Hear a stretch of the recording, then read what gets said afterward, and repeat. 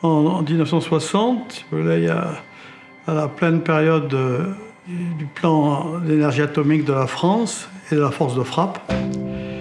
Il y a eu quelques technocrates qui ont eu l'idée géniale d'immerger de déchets radioactifs qui provenaient de l'usine de Marcoule dans une fosse sous-marine située entre Calvi et Antibes.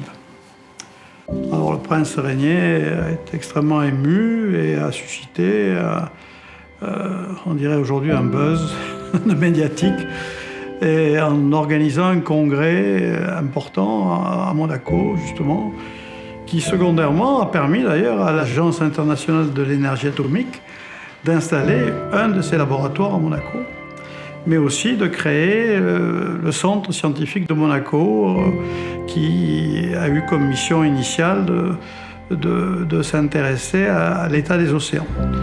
Mais il n'y avait pas que cela. Ça a été créé comme un institut pluridisciplinaire. Les activités initiales pendant les 20 premières années, 30 premières années ont été surtout centrées sur l'océan, s'intéressant surtout à la pollution radioactive des océans, mais aussi bactériologique. Et quand le prince Albert est arrivé au pouvoir, donc il a souhaité redonner cette dimension pluridisciplinaire au centre scientifique qui avait été constitué pour être une agence de recherche multidisciplinaire. Un peu comme en France le CNRS, mais un petit CNRS.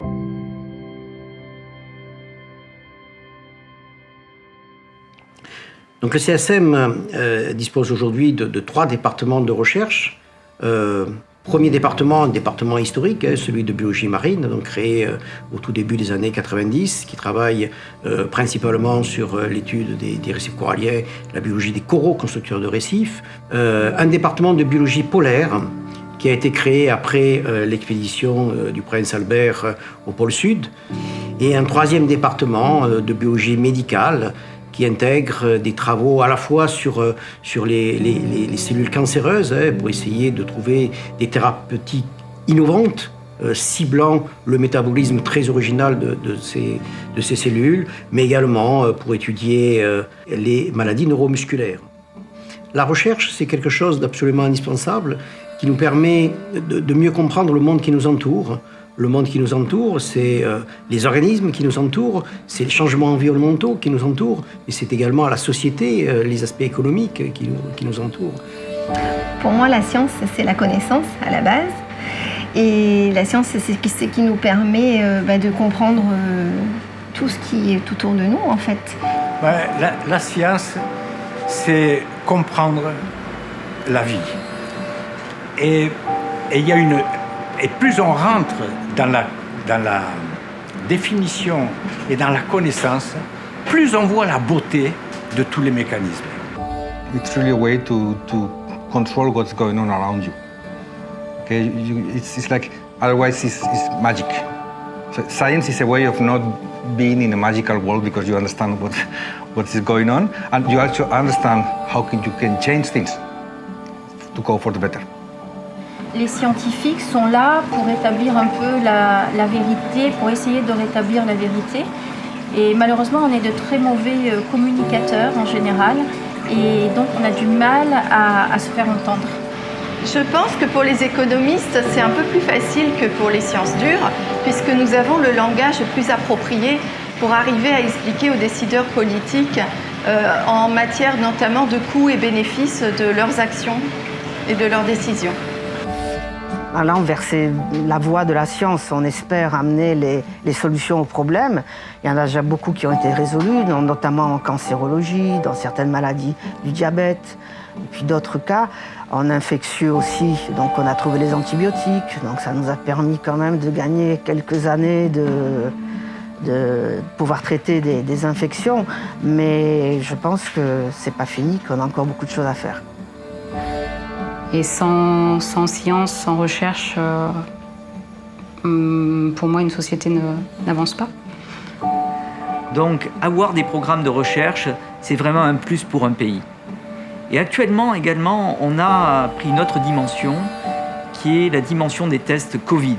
Vous savez, on vit une crise absolument unique, et le CSM a pris ça en charge pour tester pour la principauté et pour les malades et la population monégasque, la capacité de faire des tests à assez grande échelle au niveau du centre scientifique. Partant de cela, le centre scientifique a décidé de créer une nouvelle activité au sein du pôle santé humaine qui est une plateforme de diagnostic des maladies transmissibles, donc pour nous permettre de réagir au mieux à cette pandémie et à une éventuelle pandémie future. Voilà. Et je pense que c'est le propre du centre scientifique et c'est le propre du chercheur, et de là même le centre scientifique. C'est-à-dire, il y a une contrainte, je surpasse cette contrainte et je trouve une solution. Voilà. Et c'est vrai qu'aujourd'hui, l'actualité est ce qu'elle est pour le centre, et c'est vraiment la preuve que le centre scientifique, c'est ça. Depuis 60 ans maintenant, il a évolué, il a eu des orientations diverses et variées, il bouge au gré des décisions à la fois politiques, mais également tout ce qui est contexte actuel, le problème d'environnement, les problèmes de santé. Et voilà, c'est le propre du centre multidisciplinaire, toujours à se remettre en question et toujours aller de l'avant pour trouver des solutions. Et le but étant, bien sûr, que la recherche serve à tous, au profit de tous.